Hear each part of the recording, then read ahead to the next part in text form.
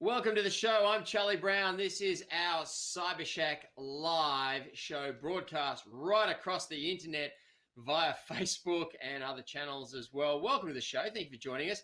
As we're living in these socially distant times, we thought we'd do a show that connected to people from their home offices that talked about technology. So we're going to be doing this show every week about this time. We're going to have some special guests. We're going to look at some tech news. We're going to take a deeper look into some of the tech products that are rolling into stores at the moment. We're going to do some giveaways as well. And we're going to have a lot of fun here every Thursday with CyberShack Live. So thank you for joining us. Now, today on the show, we're going to be joined by Mike Boyd, app expert. We're going to talk about COVIDSafe, the app that we are being encouraged to install on our phones. I've got it on my phone. You might have it on yours. We're going to look at some of the questions that have been asked across social media from some of the skeptics about installing the app on their device. We'll talk to Mike on the show shortly. We're also going to look at a new piece of tech that lets you answer the door without physically answering the door better than ever before. We're going to be joined by Brad Little from Arlo with their new piece of doorbell technology as well. We're going to be joined by Geoff Quattromani, tech expert. As we've moved home, our home office desks may not be as good as our office desks, the ones that the chairs that the boss bought for us rather than the ones we have bought ourselves. So how do we use technology to improve our posture, reduce potential visits to the physiotherapy? The physiotherapist, Geoff Quattromani, will be joining us to talk about that. Plus, we've got a giveaway, our brand new smartphone. This is the G-mee Connect Smart Phone. We're going to give one of these away, plus tell you a bit about it on the show as well. All the details, all that, plus more, is coming up on the program.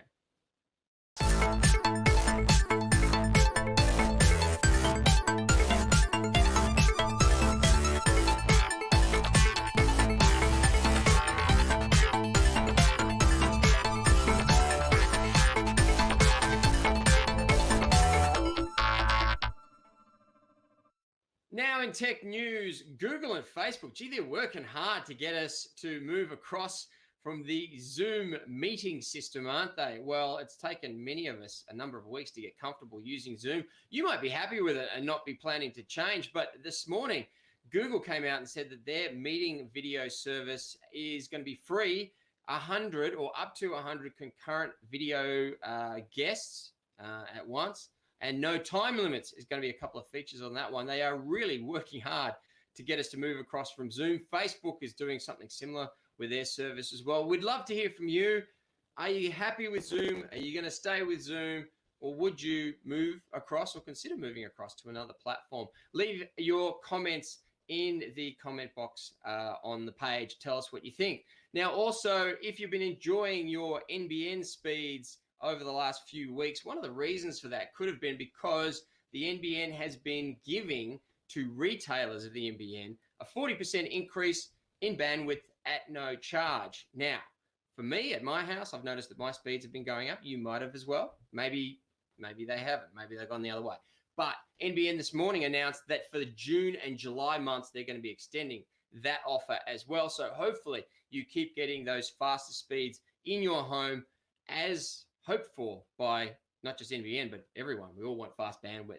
So that's a couple of pieces of tech news that have been circling around over the last 24 hours. But right now, why not? Let's take a look at some new technology from Dyson helping us to clean our homes, or hoping to help us clean our homes even better than before, while we spend even more time in our home than before. Dyson is one of the biggest names in vacuum cleaners. With the V11 being the top of the range, now Dyson has launched two new products, the V11 Absolute Extra and the V11 Outsize. The V11 is Dyson's most powerful vacuum yet, with 20% more power than previous models and longer runtime, with the addition of optional interchangeable batteries.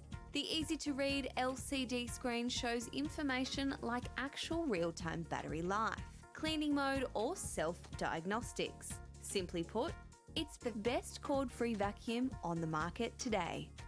Cord-free vacuums offer the convenience of pick up and go cleaning without having to move power cables throughout the house. Dyson's 2 new models add features to the lineup that make keeping the house clean even easier. Now on the show, we're joined by the founder of Contact Light, Mike Boyd. He is an app expert, and he's somebody that we go to every single time we want to talk about the latest and greatest apps, but also how apps are working, the app ecosystem.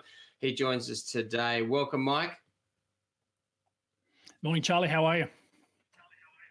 Really well. I want to talk to you about the COVIDSafe app because there's a lot of discussion going around at the moment about this one because people still seem to think, even with the millions of apps installed on smartphones across Australia, that the government is using this as some kind of a ploy to become even more connected to us than we would somewhat be comfortable with, even comments from politicians who we won't name. First question that I've seen floating around, is it possible for the government to update the app, for example, via an update at some time in the future, to all of a sudden add in all these new features that we were not accepting or wanting in the first place? Yes, the government can certainly update the app and add location tracking or location services to any update that they do in the future.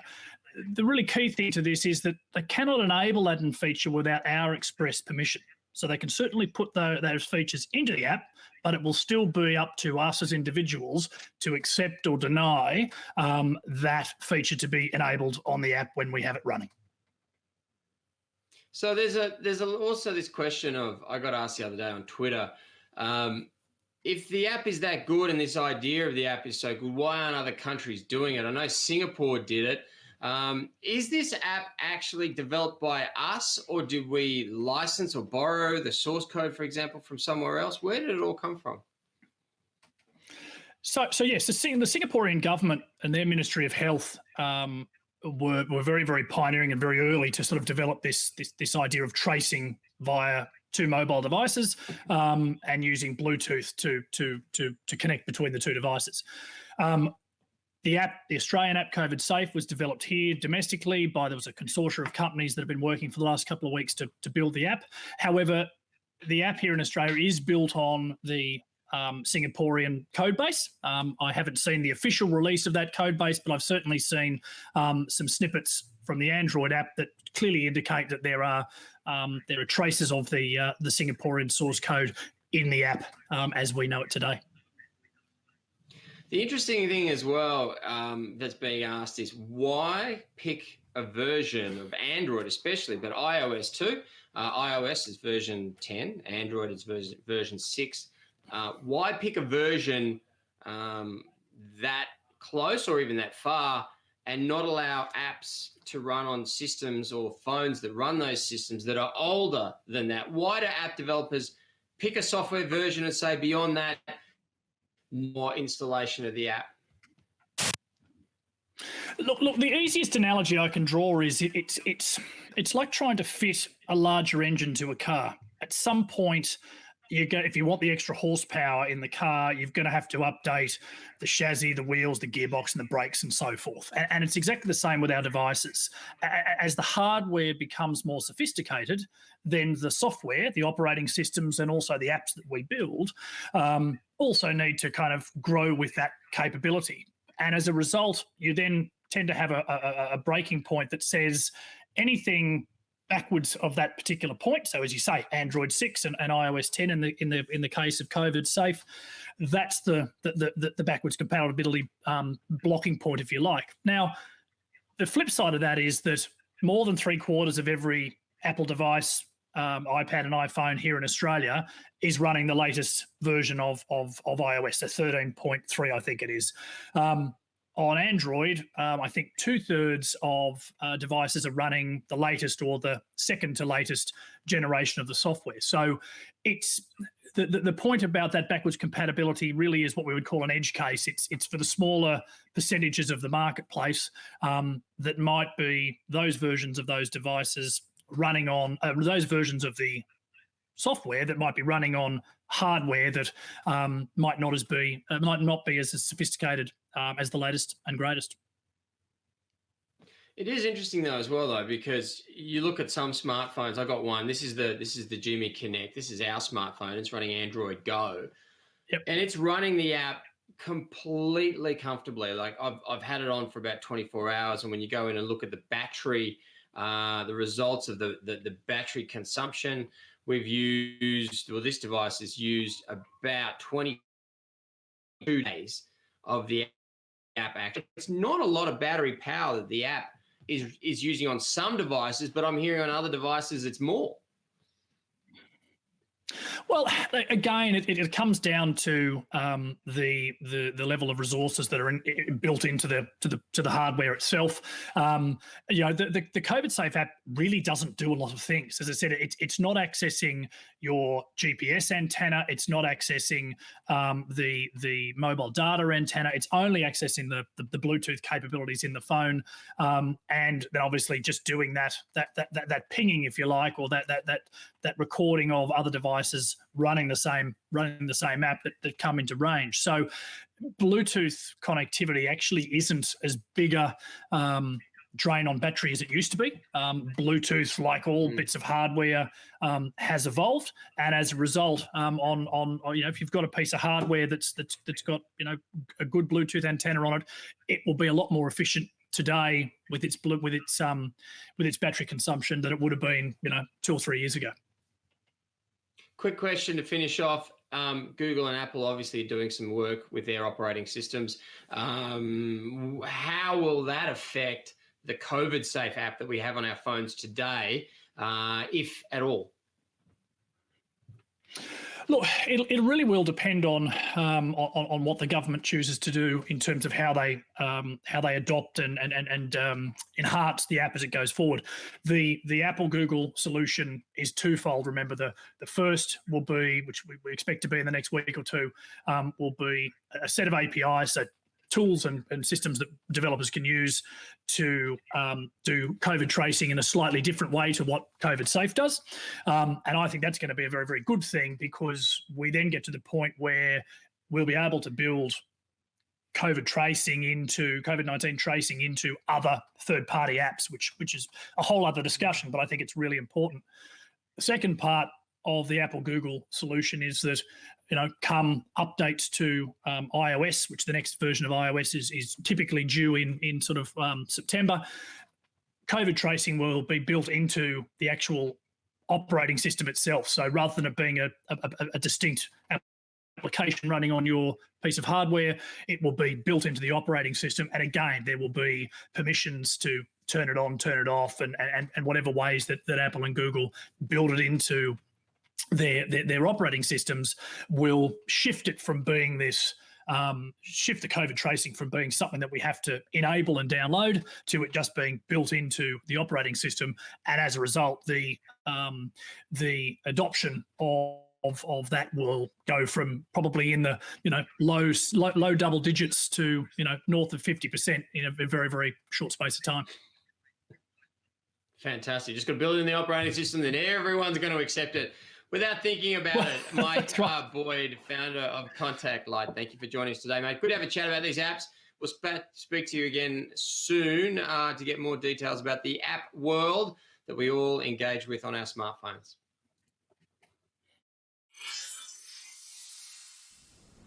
Now, many of us are improving the tech in our homes to be more productive at the moment. Look, it's a great time to buy yourself a gaming notebook. What are the kind of features that are out there at the moment? What can they do for you? Acer has got a brand new model that is available and has been helping gamers and others be more productive. Acer's Predator line is designed for high performance and speed, making it a great range for gamers as it gives them a competitive edge. The first point of call is the Predator Helios 300.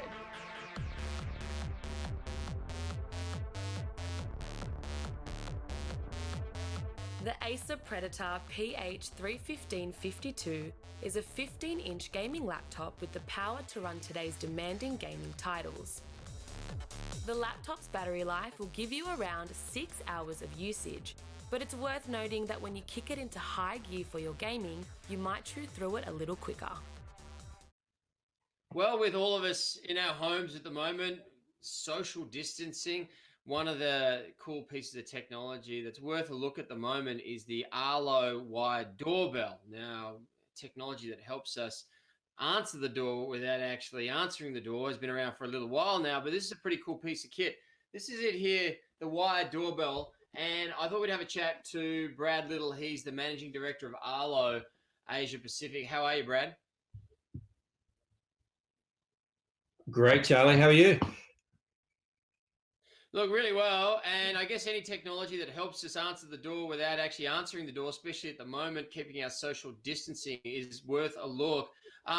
Tell me, with the wired doorbell that you've just brought out, you've got lots of different Arlo products, but with this one, what's the key thing that people are going to be interested in? Yeah, so obviously we're all facing a lot of challenges today, and people are seeing real value and benefits from installing a video doorbell, be it to help with the social distancing, to help manage the increase of home delivery and packages, right through to managing, their small business or place of work while they're at home. So the Arlo video doorbell is our first smart monitoring solution featuring a high definition camera so you can get a complete view of anyone or anything that comes to your front door. The thing is that you have this 180-degree angle on the camera when you actually have the camera on your door, you're actually grabbing everything at your feet and everything above and wide as well. Obviously, that's a key feature for the technology. Yeah, that's something we do a little bit differently. The aspect ratio, and that's really important. Most video doorbells that are out there already have a very wide field of view, which is great for an object that's at eye level or in the middle of the video. With the Arlo video doorbell, we have a 180-degree ultra-wide field of view. It's a square aspect ratio. So not only do you get to see everything across the screen, you also get to see the visitor from head to toe, or you can even see a package or an object that may be left at the doorstep.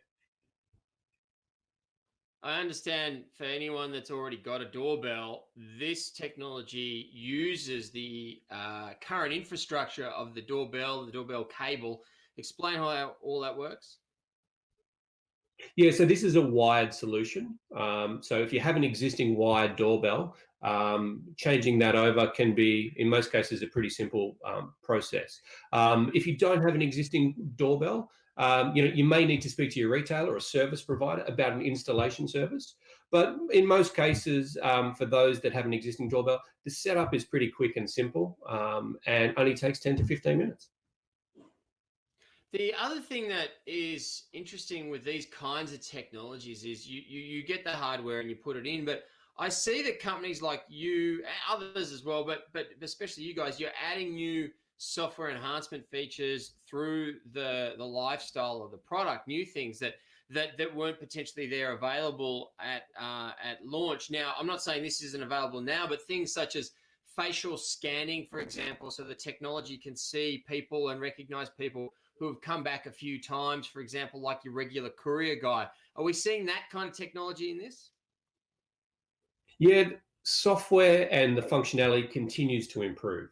So the Arlo video doorbell comes with a trial of our smart subscription, and that adds a whole host of software features from object detection. So you'll get an alert if a person's at the front door versus maybe the neighbor's cat that walks past through the front door, right through to we have features such as package detection. You will get an alert when a box is left at the front door, and you can also get an alert if someone takes that away. So yeah, there's some really exciting use cases, real valuable use cases that we're starting to add through incremental software upgrades. And that's all part of the Arlo Smart subscription plan. You have an ecosystem with Arlo. You're not just a couple of different cameras and things like that. You have a whole range of different things that you do. The wired doorbell, do I need to already have an Arlo base station in my home, for example, a couple of cameras? Will it work on its own? How does it fit in there? Yeah, so the video doorbell will work standalone. So if you don't have another Arlo product, you can pick the doorbell up from any of our retailers and will work standalone. If you do have an existing Arlo ecosystem, the setup is quick, simple, and easy, and works right into if you have an existing base station for all of those extra features like sirens and backup and all the rest. So either way is fine. All right, it's rolling out into retailers at the moment. The Arlo wired doorbell from from Brad and his team here in Australia. It's a very, very interesting product. Night vision, 180-degree viewing angle, motion detection alerts, HD video. $289 they're selling it for at the moment. Worth a look, especially if you're wanting some technology for your front door that makes you answer the door without actually answering the door. Thanks for joining us today, Brad. Appreciate your time. Now, you might be in the market for a brand new smart device, and it's a good opportunity for us to tell you about the one that we actually designed, and it's just available this week. This is the G-mee Connect Smart Phone. It's got a whole bunch of cool features with it. We are giving one away. live.cybershack.com is the website address. We'll post that on the Facebook page as well. Make sure you enter this competition. We'll have the winners next week on the show. Just tell us why safety is an important thing for you with your smartphone on the website, live.cybershack.com. But here's more details about the G-mee Connect. G-mee is a smart yet safe entertainment offer and is the perfect solution for anyone wanting on-the-go entertainment via your favorite compatible Android apps. Streaming music, podcasts, ebooks, and most other popular app-based services can be enjoyed on a G-mee device. One model in the lineup, the G-mee Connect, takes the G-mee experience further. This device includes 4G cellular connectivity to Australia's mobile networks, so you now have mobile data, calls, and SMS as a part of your G-mee experience. G-mee Connect includes a call block feature to help you manage incoming and outgoing calls. You can create phone number whitelists and blacklists, giving you more control of incoming and outgoing calls and SMS. G-mee Connect has also been tested to operate on Australia's 3 network carriers. It's an unlocked device, so the provider you choose is up to you. Safety with G-mee goes further though, with each device tested to meet Australian safety standards. All those results are listed on the G-mee website. Now on the show, time to talk with friend of the show, tech commentator, tech extraordinaire, Geoff Quattromani. He joins us with a cool piece of tech that he's been using a lot. How are you, Geoff? I'm really well, Charlie. How are you? I'm well. I don't believe that my posture is as good as it could be, and apparently this next piece of tech can help me with that. Absolutely. Now, I've been using this for around a month's time now. Since we're all working from home, we're probably not sitting in the same perfect ergonomic environment that we did at our workplaces. Many of us sitting at dining room tables and things like that, so our posture starts to suffer. So this little box here is the upright go-to, and it actually sticks to your back and monitors your posture, but also actually notifies you and vibrates if you start to slouch in your chair, if you're starting to get a bit of a bad rhythm going. It will notify you of that and give you that muscle memory to remind yourself to sit up straight, as I've been getting good at. Is it annoying though, like some of those bits of tech that give you that sort of alert that says you're doing the wrong thing? Eventually you just want to just do the wrong thing and not be continually alerted by it? Look, I think first of all, a lot of us are getting used to our wearables vibrating when there's notifications. So when your back vibrates, you probably think that you've received an email, but it's actually remembering, no, that's actually to tell me that my back is slouching.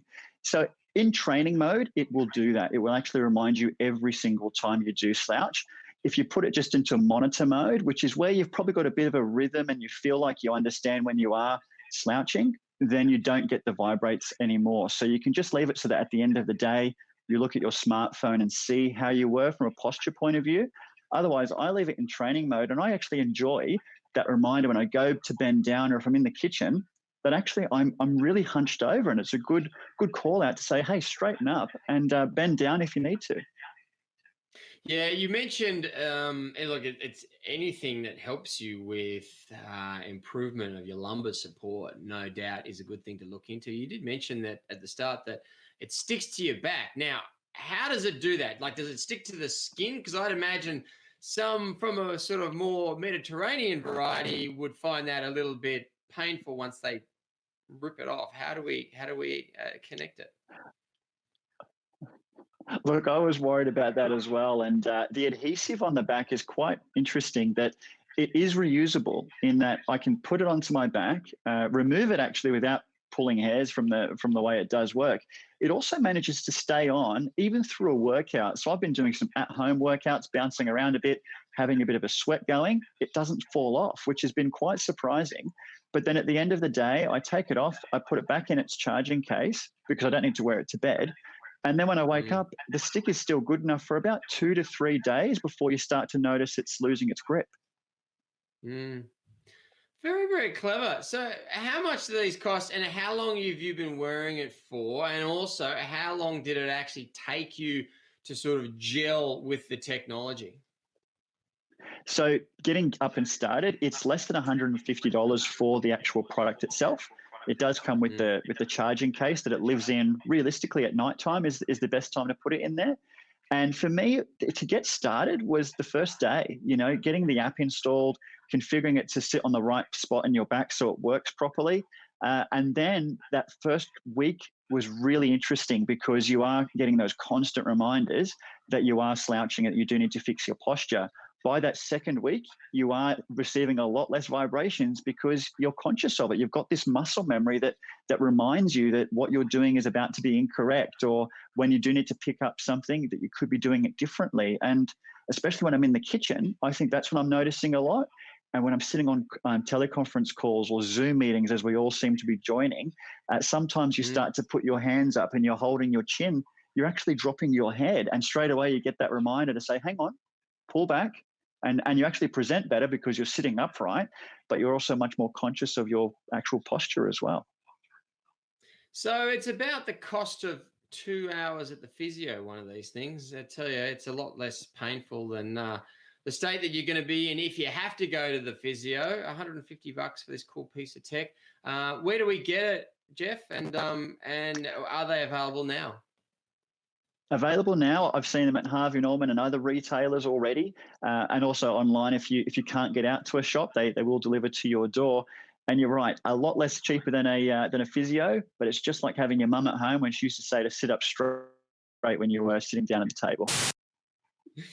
No doubt about that at all. Good to have you on the show, Geoff. We'll speak to you again next week. Thanks, Charlie.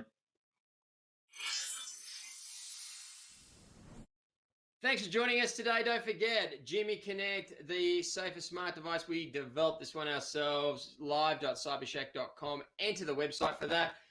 Big thank you to you for being part of the show today. Leave any comments about what kind of technology content or segments you would like to see featured in coming weeks. We will most certainly take those on board and have more information about those ideas in the coming weeks on the show. Thanks for joining us. Big thanks to our guests, Mike Boyd, Geoff Quattromani, Brad Little from Arlo, all who have given up their time to be on the show.